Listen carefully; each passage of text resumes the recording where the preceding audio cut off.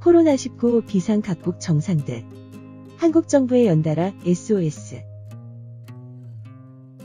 지난해 12월 말 중국에서 첫 코로나19 발병 사례가 나온 지 석 달여 만에 전 세계의 코로나19 확진자 수가 100만 명을 넘어섰습니다.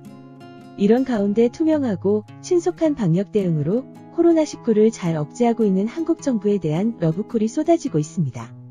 청와대는 지난 2일 발표를 통해 지난 한 달 동안 문재인 대통령이 코로나19 대응과 관련해 총 15개국 정상들과 전화를 통한 회담을 했으며 6개국의 정상들이 서한을 보내왔다고 밝혔는데요. 문 대통령은 2일에도 역시 이반 두케 마르케스 콜롬비아 대통령의 요청으로 약 25분간 전화통화를 통해 코로나19 대응 방안을 논의했습니다. 두케 대통령은 통화에서 한국이 코로나19에 맞서 훌륭히 대응한 것을 축하드린다면서 한국의 대응을 깊이 존경하며 배우기 희망한다고 말했습니다. 이어서 콜롬비아가 역사상 가장 도전적인 순간을 맞았는데 한국 정부가 인도적 지원을 하기로 해주셔서 큰 의미가 있다고 감사의 뜻을 전했습니다. 문 대통령은 이에 콜롬비아는 한국전 당시 전투병을 파견해 자유와 평화를 위해 우리와 함께 싸웠던 우방국이라며 한국 국민들은 그 고마움을 잊지 않고 있다고 화답했습니다.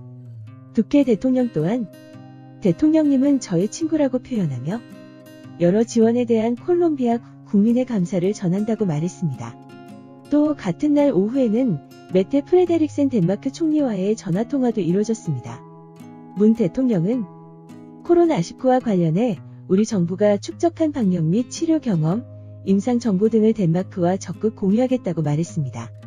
프레데릭센 총리는 이에 대해 덴마크의 의료 장비 공급이 매우 중요한 상황이어서 한국과의 협력이 매우 기대된다며 우리나라의 진단키트와 의료기기 구입에 관심을 표했습니다.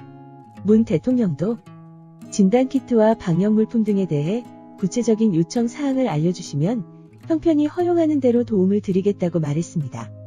이날 이뤄진 콜롬비아와 덴마크 정상과의 통화를 포함해 한 달 동안 이뤄진 15번의 정상통화와 6번의 서한을 살펴보니 북미 2개국, 남미 1개국, 아시아 5개국, 유럽 7개국, 중동 3개국, 아프리카 3개국으로 나타났습니다. 코로나19의 훌륭한 대처로 인해 한 달도 안 되는 시간에 거의 전 대륙에 걸친 정상외교를 펼치게 된 것입니다.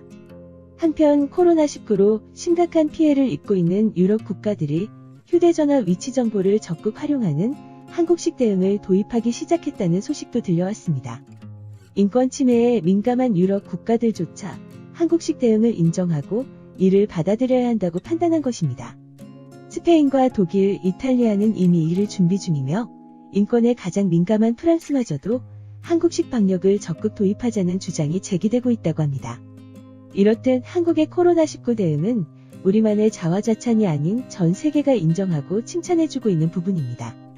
그러니 우리 국민 모두 서로를 헐뜯고 깎아내리기보다는 스스로에 대한 자부심을 가지고 따뜻한 마음과 시선으로 주변을 바라봤으면 좋겠습니다.